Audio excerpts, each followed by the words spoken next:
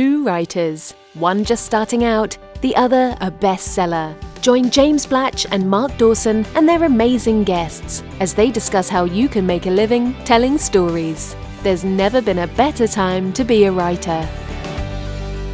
Hello and welcome to the Self-Publishing Formula podcast with James and Mark on a Friday with all your self-publishing news and marketing advice. And we have a packed program tonight, as they say. We do. Lots to talk about.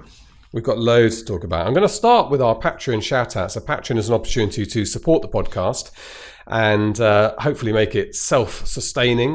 We want it to be a valuable part of the community, and we've been delighted with the response we always have on Patreon.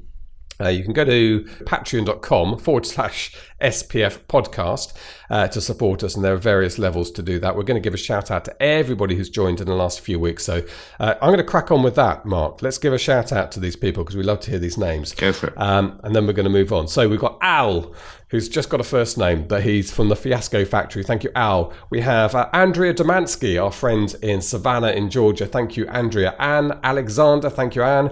Bill Duncan. We got, I don't know if this is Stuart Delancey or Delancey Stewart. I think it's Delancey Stewart. I'm going to go with that. We've got Fran Feel. Thank you, Fran. We've got Jean Brashear. We have John Tucker, Joshua Derry, Joy Spraykar, Katie O'Dowd, Kenneth Britz, Kimberly Sheed, Laura Durham. We have Lynn Milford, Mike Sheriff. Thank you all very much indeed. We've got Mr. M.J. Llewellyn. I like the formality. We have Rod Kutcher, we have Steve Turnbull, Susan Jennings, Yvonne Carter, and the last one for this week, Zara Altair. Zara will always end up at the end of a list if we're doing it alphabetically with first name. Thank you very much indeed to everybody who has joined our band of Patreon subscribers. And one of the special things you can get with that is about to happen, isn't it, Mark? Yes, it is. As we've trailed in the Facebook groups, and we mentioned it on the podcast a couple of times, we're doing Book Lab soon. So people who subscribe to Patreon at the gold level, so apart from getting an SPF mug, which really is a reward in itself, James is looking at this now. Yeah. I always have mine nearby. So well done. Getting one of these fabulous mugs. You also get the chance to be one of the guinea pigs in the book lab. So what that will entail is a cohort of experts. So Stuart Bache, Brian Cohen, Jenny Parrott will look at things like the look inside for Jenny, look at the editorial suggestions to tighten that up. Stuart will look at covers. Brian will look at blurbs and perhaps even rewrite your blurb for you. And then I'll look at everything holistically, and I might make some comments on marketing and ways you could seek to improve sales of your book. So it's a pretty valuable resource. When I used to do this kind of thing for traditional publishers, I charged £300 an hour for that. So you're getting all of that for free. So just by being a Patreon supporter, that's something that we are looking forward to doing. And we will be podcasting that probably as a separate podcast once a month, we think. So everyone will get the benefit of being able to see the suggestions that we're making to the various books that we look at. And there could be some tips that you could employ in your own book. So we think it's going to be great for the individuals who get personalized, bespoke advice, and then for everyone who can learn some best practice on things that we would suggest to improve how your books look and ultimately sell. Yeah, absolutely. I mean, it's an extension of the type of advice you can get. You can crowdsource advice in our Facebook groups, particularly the two groups associated with the courses where people are ploughing through those key stages in their marketing setup. And they are brilliant. I mean, I read through those and try to contribute where I feel that I've got a view. But people get some really excellent advice on their covers, on their blurb, even character names, and in some cases, what type of genre they're going to write in, really doing that market research. But what we've got here is that on steroids, where we've got real experts in the field giving that high-level professional advice, as Mark says. And me. Yeah, and I include you with the experts. I was going to say the sort of thing money can't buy, but you just said that in the old days you used to do it for £300. It can't anymore, no. I should say that because we get an email at least once a week saying, do you do one-on-one? And we say no. We don't. We just don't have time. But everything that's golden goes into the stuff we do and then we put out there via the podcasting courses, etc. And talking of which, you do some personal appearances every now and again. In fact, I think you've got one tomorrow. Yes, I'm going down to London tomorrow to speak at Future Book, which is a traditional publishing event hosted by the Bookseller, which is the kind of industry newspaper for the publishing industry. And I'm on a panel about, this is going to be quite entertaining because I've got some kind of traditional publishing people on the panel with me, and it's how to reach readers in a digital age. So that's something that I'd like to think I'm pretty good at. Probably a little bit better than some of the kind of still cat-candid Facebook ads I see from traditional publishers. So that's going to be interesting. I'm going to hopefully show them some cool stuff and maybe talk about cutting-edge stuff like messenger bots and growth comments from Facebook ads and all kinds of stuff like that. So quite looking forward to that. I'm then seeing the guys from BookBub, having lunch with Juliana from BookBub and Annie, and then I think I'm seeing the managing director of a traditional publisher who may or may not be interested in some stuff that I'm doing next year, and then I'm hanging out with the Amazon guys, and then I'll be coming home. So it's a busy day tomorrow, but it'll be a productive one. Good. And do I remember in the midst of, we've been very busy recently with lots of lives and Facebook stuff and webinars. In the midst of one of those, did you sneak in an announcement about your Hollywood deal? Yeah, I might have done. Yeah, I've signed it now. So and it's been signed on both sides. So it's done. It's taken an awfully long time to get there. But yeah, it's been negotiated now. It's I don't know if I can talk kind of at length about who's involved, but I'll check because I should be able to do fairly soon. It's going ahead. So I've been effectively paid a sum of money which is a pretty reasonable sum of money actually, for a year-long option, which gives the producers a chance to pitch with the studio that's involved. That is all very complicated, but they're basically looking for more money now to put a pilot together. And if that happens, then me and Mrs. Dawson will be on the first plane out to Los Angeles or whatever it is that they shoot, and be trying to see that come to fruition. So yeah, very exciting, but I'm not... You could stand on the set and interfere. I could, or I could even give them kind of certification advice. So, you say the F word one more 12A, time. Yeah. So we'll see. Good. That's really exciting news. And congratulations. And are you in a position to confirm which well-known Hollywood producer it was who sat on the project for a long time and blocked it? No, but it's pretty obvious. But no, it's pretty obvious. Somebody who, let's just say, you're quite relieved it didn't end up on his lap. No comment. Which is where a few other people ended up. Carry on. Okay, and I also would like to point out that your beard is now at full James Bond baddie level. It's good, and you cannot stop doing the. I know. Mr. Bond, did you expect me to die? I look like Father Christmas. You do. You're getting to Father. Your kids are starting to get suspicious when Daddy disappears around Christmas time. Okay, good. Well, lots to get through, and of course, a brilliant interview. Now, we are going to talk about a couple of things before the end of the podcast, after the interview, including the SPF Foundation. Give you a few more details about that. That's for authors who can't quite afford some of the services, such as courses and covers and editorial, but they've got the writing talent, and we want to help them get off the starting blocks with some cash injection. So that's what the foundation is. We're going to talk about that in more detail after the interview. But the interview we've got is a good one, a really good one actually. It's from John Birmingham. Who's an Aussie. I say he's an Aussie. I have a feeling he was born in Britain. I think he says that in the interview. But he certainly lives in Australia now. And he got up very early in the morning to do this interview, for which we're very grateful. John writes brilliant books. He writes books that the sort of thing I aspire to write, actually. Good military thrillers, a bit of Tom Clancy, that sort of thing. Although he's got, in one of his series, there's a lovely time twist where I think he sends an aircraft carrier group with jets back to 1942 to change the course of history, sort of alternate time genre, and very well liked for that. But he had a real breakthrough book called He Died with a Falafel in His Hands, and he talks about the backstory to that in this interview. But what's brilliant about John is how he is one of the many writers on planet Earth who have woken up with the whole self-publishing revolution, and it's given his readers his books, and it's given him a lease of life, and it's a really exciting, inspiring story. So let's hear from John, and then we'll have a chat off the back.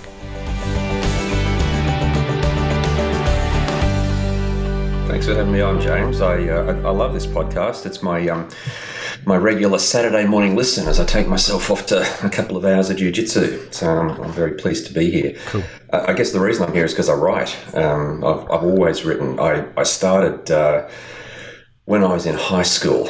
I used to sit up late on school nights up till about 1 or 2 in the morning, copying out the lines of books I really liked, trying to break down the secrets of how it was, they'd made me laugh or kept me up until 2 or 3 in the morning.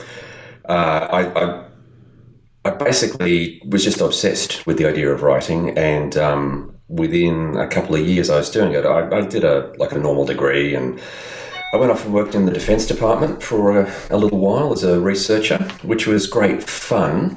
But I still had that bug, and eventually I left and I started to write. I had no intention of writing books at all. All I ever wanted to do was write feature articles for magazines. I wanted to fly around the world and have adventures and write stories about it and be paid by nice glossy magazines. And it sort of worked. I became a very successful freelancer, but after about 10 years, being a successful freelancer meant I was making about 10 or 12 grand a year. And I just had this bad run once where a bunch of mags I worked for closed, a bunch of editors I pitched to moved on, and I ended up with nothing. One of the editors who was leading a magazine that was closing said, "Listen, I'm going to set up a little publishing company. Can you write me a stocking stuffer for Christmas?" And I said, "Oh, well, mate, I've had a few housemates over the years, nearly 100 or so. I've got some funny stories. Maybe I could write those for you." So he tossed me a couple of bucks to do that, and I wrote it. That book came out, died in a ditch, mate. No one bought it for about 6 months, and then for some reason, people did buy it, and they started buying it in job lots. And it became a bestseller. It was called "He Died with a Falafel in His Hand." Good title. title. It actually came out, I think, with HarperCollins in the UK. And then from there, I had a very good run. I published a lot of books, both fiction and non-fiction, and was a full-time writer. I had a couple of bestsellers, but I was, mostly solid mid-list, which is a good solid income.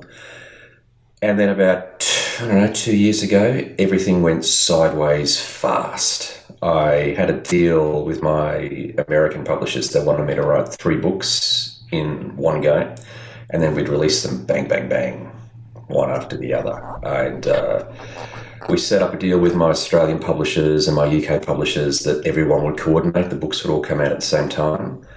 And for some reason, my local publishers down here in Oz, they jumped the gun, and next thing I know, this book's come out on Christmas Eve. It's been dropped into a bunch of stores that are closed for the next couple of weeks. It's Christmas, so there's no publicity.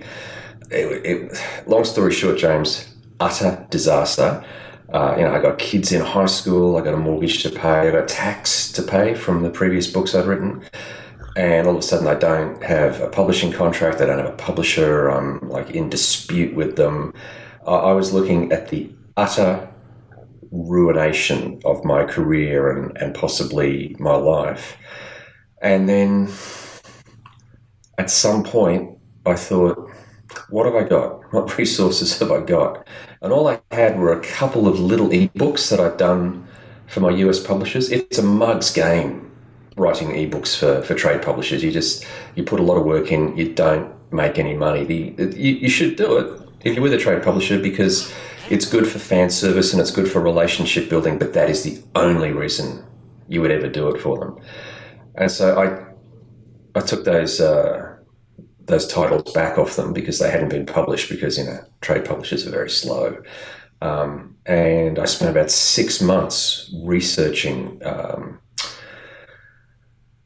how to self-publish. I actually mean 6 months. I came down to my office every day at 8 in the morning, and I just sat here listening to podcasts and reading, books by guys like Nick Stevens, and I read Dave Cochran's Let's Get Digital about 5 times, cover to cover. I approached it like, I had to build a new business, because I did. Anyway, it worked. which is why I'm sitting here talking to you now, because I just feel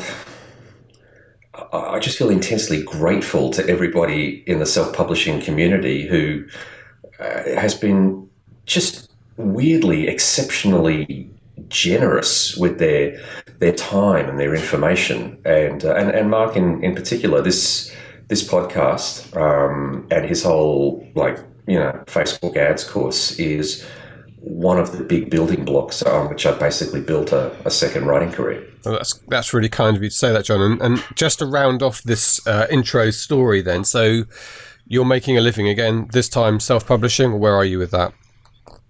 I am, yeah. I'm now hybrid. I don't have much of a relationship with my local publishers here, but my guys in the US, Random House, Penguin Random House, sorry, they are now.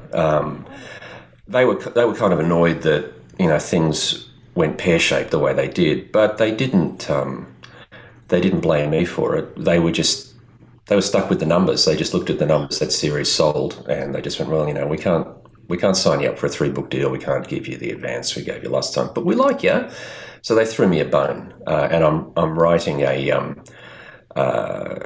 nice big space opera for them, which should be ready in the next month or so. But at the same time as I'm doing that, I'm also writing an indie book with another indie author set in that same fictional universe. So I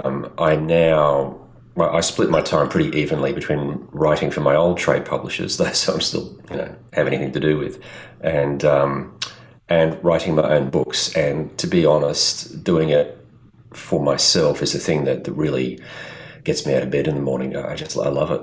You're obviously very motivated, and I can also feel the energized nature of your new direction. You feel. It seems to me like it's been a bit of an awakening for you. It was. It's because one of the things about being having been published for so long, and I know personally, I know dozens of authors in this situation, and I suspect around the world there are probably thousands, if not tens of thousands, because there are that many mid-list and lower-list authors on the books of the trade publishers, and I look at the way the industry's gone since about 2008, 2009, and I just look at where it's obviously going to go over the next 5 or 10 years or so, and I do not know why anybody who is not J.K. Rowling or Stephen King would not walk this path. I understand that. When I first looked at it a couple of years ago, this is a really interesting thing, James. I truly believe now that publishers, trade publishers, the big 5 houses, if they could click their fingers and make ebooks go away, they'd do it. Yeah. Because they hate them. That wasn't always the case. When the technology first came out, everybody was really excited. It was this new potential income stream. People could be reading everywhere because it's not just sitting at a computer or even carrying a Kindle. People now have smartphones, like billions and billions of smartphones all over the world, and every one of those can have Kindle apps and Kobo apps and iBook apps. Like, reading looked like it was about to enter a new golden age, and look, in some ways it has. But for trade publishers, it just became entirely problematic because of their relationship with Amazon, and also, associated issues of piracy and stuff like that. And so we're in a situation now where I think if they could wish away the digital reading revolution, the disruptive disasters that have hit them since about 2008, 2009 are still working their way through the industry. That's why I now write for Penguin Random House, because those two enormous behemoths basically had to get together to have a chance of survival going forward. But for myself, I feel like I've had probably not just a second chance at a writing career, but a third, because of course the reason I got into books in the first place was because one of the mags I was working for fell over. Yeah, well, put my microphone on. I mean, it makes me laugh that there's still people who will hear that you've self-published your latest book and then quietly smile to themselves and think, "Oh, bless, he couldn't get a publisher, so he's gone down the vanity route." And there's still a gulf between you and I and almost everyone listening to this podcast and tens of thousands of others who completely understand and are energized by this and excited by the opportunity and the terrific change that's going on in publishing, and probably the rest of the world who still look at it as being a trivial side note and possibly even a negative thing. That's true. I think most of that. I mean, that was universal. That attitude about 4 or 5 years ago, and within legacy media, like the old newspapers and electronic outlets like TV, and within what we think of as the press, which is how most people get their information about publishing and their information about the world. To be honest. Self-publishing is still regarded as a sort of a desperate move for the peasants of the publishing world. But I'll tell you truthfully, I've been to, because I still have a foot in traditional publishing, I still go to things like festivals and author get-togethers and workshops. And in fact, I'm off to one this week, quite a big one. And I guarantee you, every time I go to one of these things, I get, sort of taken aside by authors, and they go, "Oh, JB, can you give me some, some tips about this self-publishing thing?" Because they've all had the same experience. They're not JK, they're not the king, and they're not getting a $5 million budget for bus ads and giant piles of books at the front of the chain bookstore when their modest little title comes out. And increasingly, the authors are starting to see the possibilities for them of just basically running their own publishing business. And really, really interestingly, I've actually had a couple of publishers from small independent publishing houses also grab a hold of me for a drink at festivals and just asking, these Facebook ads, JB, how do they work? They look good. We see them around, but they've got no idea. I think there was I think Mark shared on the page a while ago an example of a UK publisher who'd targeted a Facebook ad at people what like to read. Yeah. males in the world. Yeah. Yeah, understanding how laser targeting works. Well, look, you've had a really interesting perspective going through those sort of various stages of freelance, the traditional published and now self-published with your legacy contracts.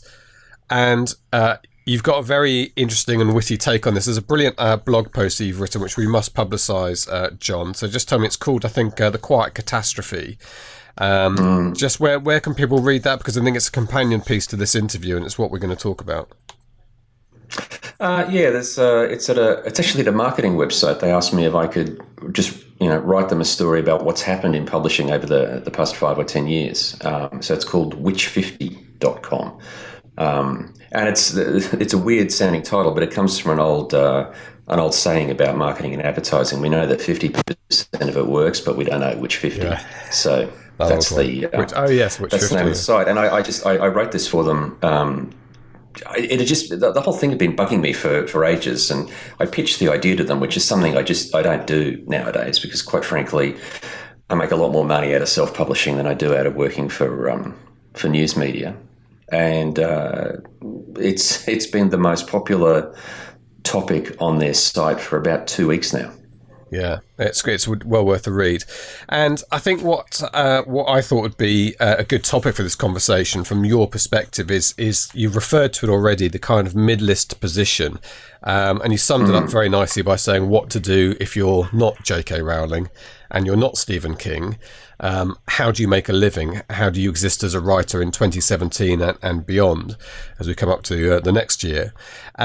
And so let's try and focus on that a little bit. I mean, the first thing to say is that you've pivoted from this traditional place to somewhere in self-publishing. So there's a positive message that if you're a writer and you've got books, and this is obviously something we say all the time, you can make a living from this. This is not a pot of gold at the end of the rainbow you're never going to get to, but it's not necessarily a billionaire's pot of gold. It's a living for most people. Yeah, but it's a good living. It's if you I think Nick Stevenson talks about your first 10,000 readers. If you've got 10,000 readers, and that's not a lot for a mid-list author, if you have 10,000 people who want to buy your books, you will probably make a lot more money self-publishing than you ever did traditionally publishing. So it's why wouldn't you? If it's just the brutal maths of the situation. If you have I don't know what a paperback costs in the UK, call it £5. That's a cheap one, yeah. If you're, okay. Well, let's say 10 for the sake of maths, because I wasn't real good at sums when I was at school. If you have a book with a trade publisher that's retailing for £10 or $10 in the US, you will probably make a bit less than $1 or £1 on each sale. The highest royalty most people can expect to make is 10%. But most people who go into trade publishers go in via agency arrangements. And so the agent will take 10 or 15% of that. And if it's an overseas sale, they could take up to 20%. So you're just not making a lot with each sale. Whereas that same book, if you were foolish enough to price it at £10 or $10 as an independent title, you would be making as much as like £7.70 or $7.70 if you manage to get a nice little affiliate link sale. So it's just the numbers are such that I don't know why anybody who has had actual experience with trade publishing and who isn't like a mega selling author would persist with it. You really think it's that obvious now where we are that there is for a mid-list author who's not J.K. Rowling, it's a clear decision that if you can, you self-publish. I do. It's I do, and I love trade publishing. I spent a lot of time in it. I made a lot of money out of it. Paid for quite a bit of my house with it. But I got a lot of friends in it too, and they're book people. They love books. They love reading. They love writing and writers, and they're not particularly well paid themselves, except for the CEOs. There's a lot of young women go into publishing, and so the gender pay gap really plays out there. But also, it's an industry which knows that the people in it are there for love as much as they are for money, and so they can get them to work for love in some cases.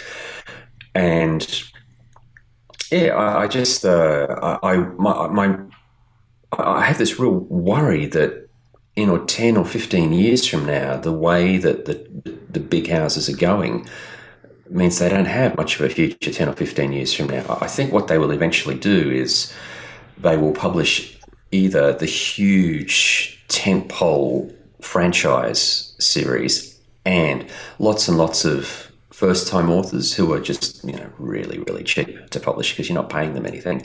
But everything else in between, they will just drop from their list, or the authors will leave themselves eventually. And the problem there is that a lot of the tentpole authors, the big names, they've come out of the mid-list. I can recall I was doing a book tour when Harry Potter, it wasn't the first, maybe it was the second novel in the series was coming out, and we were, myself and my fantastic publicist Annie were going through a big chain bookstore. It might have been a Borders when we still had those down in Sydney, and we walked down into the kids section, and there was a bunch of Potter books, and Annie picked them up and said, "Oh, John, you should have a read of these. These are really interesting. Everyone in publishing is talking about them. They started out as kids' books, but we're finding that people are like starting to read them who aren't kids. Grown-ups really like these books too. It could end up being, quite successful."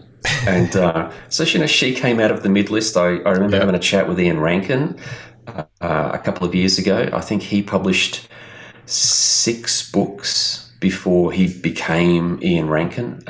Lee Child, I spoke with him at a writers' festival in Melbourne, and he was, I think, 3 or 4 books before they really started to take off. And so the problem for the trades is if they hollow out the mid-list, they have no future. Yeah. I mean, there's definitely, we're not through the disruptive period for the traditional publishing industry without question, and we could end up with one large company at some point. I don't know, there may well be some more mergers in the future. I should say about J.K. Rowling, I think I'm right in saying she does actually self-publish a bit herself, because I think she holds on to the rights, the ebook rights for the Harry Potter series. She's always been very canny on that front, and I think that was quite an interesting thing, that her publishers didn't see the massive value in the ebook side of things enough to let her go. A bit like what's his name, who was R2D2, Kenny, what's his name, who got the merchandising, a couple of percent of the merchandising rights for Star Wars at the time, and they were happy, and he was one of the highest paid people from Star Wars just because he did that. Now, she obviously had that vision as well, so we're talking about her as the icon of the traditional industry, but actually she's got a foot in both camps, and probably quite a cheerleader for smaller publishers as well. Okay, so there's one question that springs to my mind, and I think people will be thinking this as well, saying, okay, it's obvious from the maths point of view, and I can buy into your argument from a career point of view of choosing self-publishing over traditional publishing. But what about all the technical requirements? What about the creative requirements? And what about running your own business and all those things? I mean, how have you found that? Did that come as a bit of a shock to you from an industry where all of that was taken care of? Well, hopefully was taken care of. Look, it would have if I hadn't had those 10 years as a freelancer. To begin with, because as a freelancer, even for magazines, you do a lot of stuff yourself, and it's, if you're going to be a good freelancer, you get in and get your fingers dirty in the production side as well, because in the olden days of print, you could find that your perfectly balanced paragraph with this killer joke at the end of it was cut down by 2 inches just to make sure there was a line hanging over the end. So if you were smart, you got into the production side as well. So I had that background.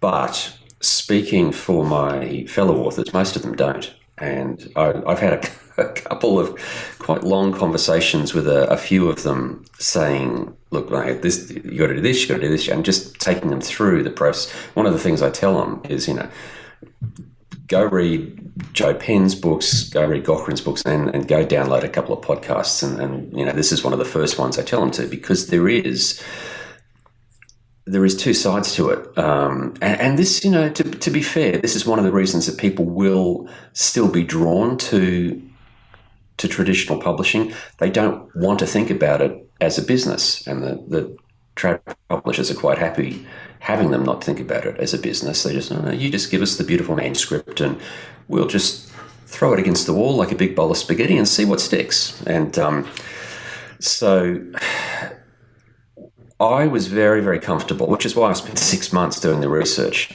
learning about the machinery of self-publishing. And I find it fascinating. How that thing where you use your mailing list, you send just a burst out to the people who are following you, and then a couple of days later on, you'll see the sales spike at Amazon or on Pronoun or whatever series you're using. So I, like a lot of people in the biz now, divide my time evenly each day between writing, just pure creation, and production and marketing work, because you have to. I can throw a book out and just think, people love me.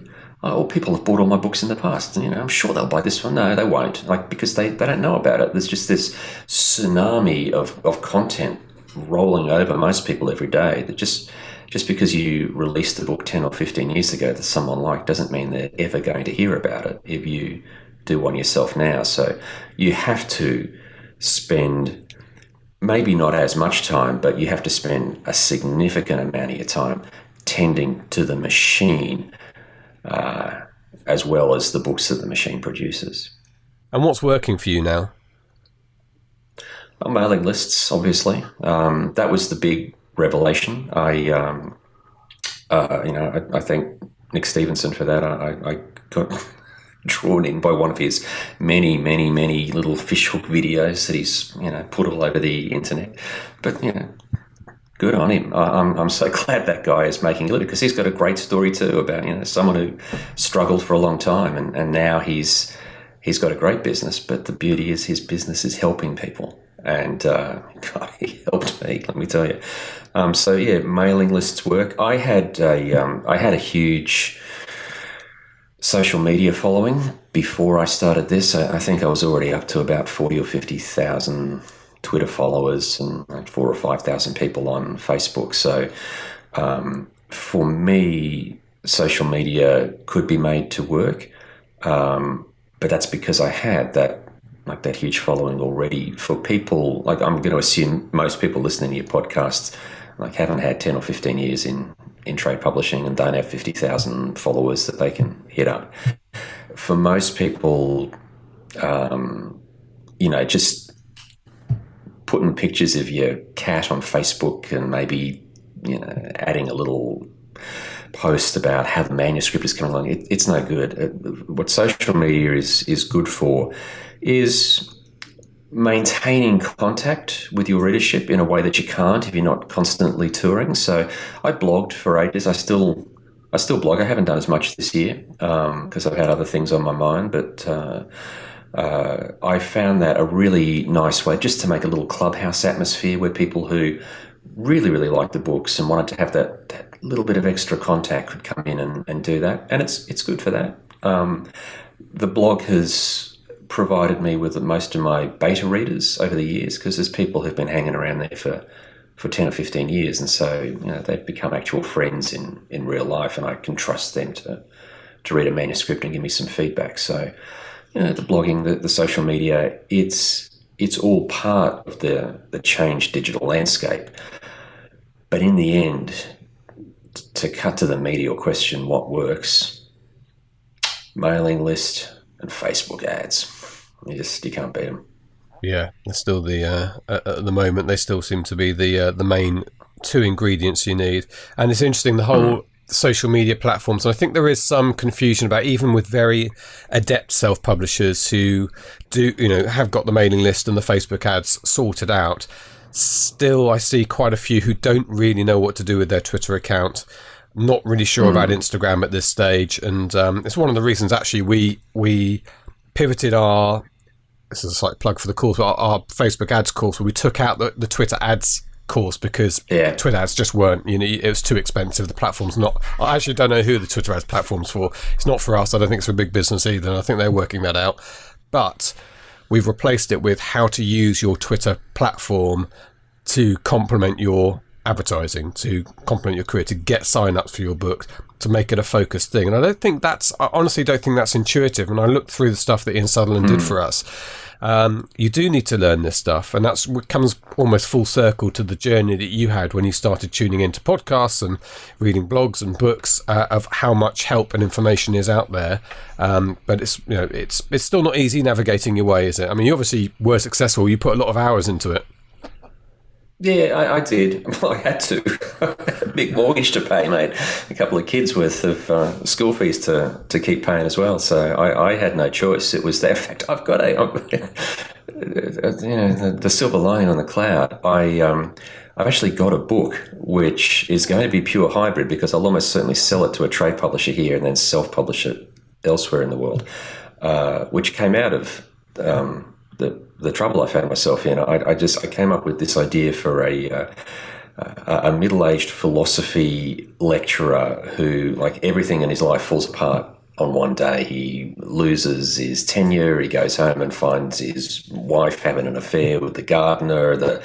His credit cards are awful, and basically his life falls apart. A situation that I'm not completely unfamiliar with. And he had this guy's had two skills. He can drive a car, and he did a bit of taekwondo when he was younger, so he knows how to hit people. And so that's it. He says, well, I could drive pizzas, or I I could be a debt collector. And so he becomes a debt collector, but being a philosopher, he thinks things through. And so, he finds the whole debt collecting thing odious, and he ends up working for the people with debts. And so that was a great franchise idea that I sort of got out of my darkest moments. But sorry, I got very excited by that. Yeah. I've completely forgotten what you asked me about. I've forgotten as well, but I'm quite intrigued. And so that's going to be a series. This is the first one, or? Yeah. It's sitting up here on my whiteboard now. I have one of the things you've got to be really good at is time and project management when you're running a business like this. So it's sitting up in not my current list of projects, but my optional projects, and it's about to move on to current in about 5 or 6 weeks. I'm pleased you're an official. That was just something that grew out of a pretty dark time, to be honest. And that's one of the things I'd say to the I don't know how many people you've got listening to this podcast, but some of them will be, they'll be struggling. Everyone's got their struggles, and the one thing I'd really, if I get anything out of this hour, I'd like people to know that just because you see somebody who seems to be living the big life, it doesn't mean they're not struggling and that they didn't have to put some really hard yards in to get to where they are. And there is actually no reason at all why people can't do it. We don't have any figures now. A data guy, does a fantastic service, but one of the things I haven't been able to mine out of his reports is just how many authors there are making a good living out of self-publishing. My guess would be tens of thousands around the world. So, there is no reason if somebody is a writer who's just starting out and listening to this podcast for tips that they could not join the ever-growing ranks of those tens of thousands. Yeah, no, I think that's the case, and it's growing all the time. And the market that we sell into is growing all the time. Facebook is adding tens of thousands of users a week, probably a day, and the active rate of its existing user base is going up. And I think this is actually, some of that does come from Data Guide. I think there is a healthy expansion of that market. But that's one of the the reasons we wanted to talk to you, because purely hearing somebody's story can be inspirational for those of us who are trying to break it and trying to get in there at the beginning. I'm interested as well that you're in Australia, and I don't know how much of your sales are based regionally, or how much you look at the UK and the US, which are quite big ebook markets, and foreign sales. How do you divide that up, and how does Australia work for you? America is still the 800-pound gorilla. When I first started writing thrillers, because I didn't start out doing thrillers, and my first book was a funny book, and then I wrote a big, serious hardback history of Sydney, which won the National Non-Fiction Award the year it came out. And I started writing thrillers because I like thrillers. I really love them. I gobble them up like Smarties. And I had an idea for a thriller while I was writing my big, tedious history. And a friend of mine who is a huge selling, like New York Times best-selling author, he had a look at this thing. He said, God, you could write this for real, JB. You could sell this for $1 squillion bucks. And so I started talking about, the way that authors do, talking about, going to the local publishing house. And he just looked at me, shook his head. He said, why are you doing that? God bless Australia, but it's got 1.5% of the English-speaking population of the world. Why are you shooting for 1.5% of what you could have? Selling to the UK, selling to the US. And so this is a long time ago, before I think the Kindle had even been invented. He got me thinking in terms of readership being a global audience, not just locally. And now I think if I separated out all of my media work, which still pays some bills, I probably find that half of my income is from the US, and about a quarter from the UK, and a quarter from Australia, and then occasionally Kobo send me a couple of bucks. So yeah, okay, so thanks, Canada. Yeah. Yes, I mean, I wondered if that was the case. I mean, do you see Australia growing? Because quite a few of the SPF community are Antipodean, from my perspective, from the UK, and New Zealand and Australia seems to have a good number of active, energised, creative, and successful self-publishers. But I'm just not sure how much they're selling locally. Yeah, look, I couldn't tell you how. I think, like me, they would be wanting to sell outside. Like, I know a couple of them. I've been working with a few recently. A guy called Keith McCardle, who's a former soldier. God, a lot of ex-soldiers get into self-publishing because they've got great stories to tell, I suppose. Keith publishes across a bunch of different genres, and he's not interested in selling to 1.5% of the population. He wants the whole biscuit, mate. To get right inside baseball or inside cricket, I guess. The Australian publishing industry is understandably obsessed with local stories. Like, they like, stories set in the bush and on the beach and that sort of thing. And they don't necessarily sell that well overseas. You get a couple of guys who really do sell well, but they're like Swedish crime writers. They sell because they're exotic. Yeah. Most of the indies that I know here, I tell you a really good example: romance writers. Romance writing is the success story of independent publishing. I wish I could do it. I actually tried a couple of years ago, again, long before digital publishing. I was going to write a book. I had a name. I was going to call myself Joanne St. Lucia. And the book was called Innocence Betrayed. And I sat down to make some money with romance writing. And it was a disaster. And you found your cold heart of steel didn't allow you to... No, it really didn't, because I didn't believe in it. And we're sitting here talking about the commerce and the machinery and the marketing and the money, but if you don't believe in what you're doing, you don't love it. Yeah, it's not going to work for you. Yeah. But yeah, I've spoken to quite a few romance writers locally, and there's lots and lots of them, and you wouldn't know the names of these people. You wouldn't know the names of romance writers in the UK unless you were a romance reader. They don't get covered in, the literary pages of the weekend broadsheets. They don't go onto breakfast radio, but they got hundreds of thousands of readers. Yeah. Some of them have millions of readers, and they're now like significant publishing corporations in their own right. And they will write for a global audience, and they will tell stories set all over the world. So the fact that they're in some suburb in Adelaide, it's irrelevant. Yeah. And, for the few people in the traditional industry who still cling on to a hatred for self-publishing and a snobbishness that it's opened the door to poorer quality, that is the one example of why it's been so liberating, because before self-publishing, you had Barbara Cartland and a couple of others, and they were Mills and Boon, and they were the stuff of jokes. People made jokes about Mills and Boon books, and there was almost a slight embarrassment about them. And look, once the gatekeepers were out the way, look at that explosion of romance writers. And we've had lots of them on this show. As you say, some of them are multi-millionaires running, as you say, small corporations just publishing their own books. And because nobody wants to read that, because everyone turns their nose up at it? No, because people really enjoy it. And it's a voracious area for sales for women. And thank goodness for self-publishing that's enabled that. Yeah, that's right.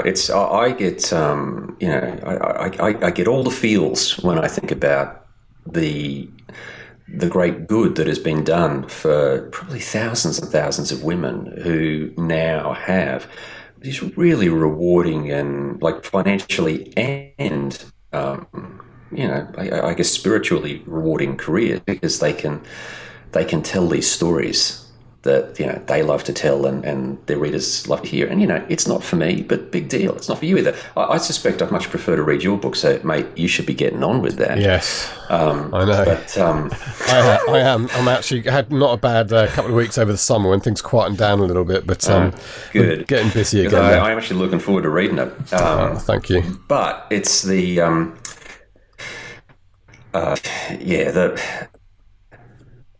the thing about the is, I mean, it was right when ebooks came out. You had that thing that on Amazon where you would see these lists of people you'd never heard of. They were either free or they were 99 cents. And I bought a few of them, and some of them were shocking. But you know what? Trade houses have put out some shocking books over the years as well. Like there's an enormous sewage pipe of garbage coming out of the big five into the market all the time because it makes money. Yeah. It's not all big L literature. Right. Well, John, look, we've been waxing on, and I'm enormously grateful to you for joining us. It's we should tell people it's 5 o'clock in the morning in Queensland. You're in Brisbane in Australia. And you've got a new puppy in the house, so I think you're probably... we do have a new puppy in the house, mate. I have had a little cleaning up before I came down here to do this interview. But you've got all that ahead of you. We have, yeah. We're good luck from with where that. I'm sitting now. Our new puppy arrives on Saturday, and so I will similarly look drawn. Although I'm immediately going away on business for about 3 weeks, so good timing. Anyway, look, John, thank you so much indeed for getting up early in the morning. It's been brilliant to talk to you. I'm going to just plug again this blog because I think it's terrific and people enjoy reading it. So people go to the witch50.com website and just search for The Quiet Catastrophe. That is the article written by John Birmingham, which is well worth a read. It's witty and enjoyable, and I think it sums up where we are very nicely. Cheers, mate.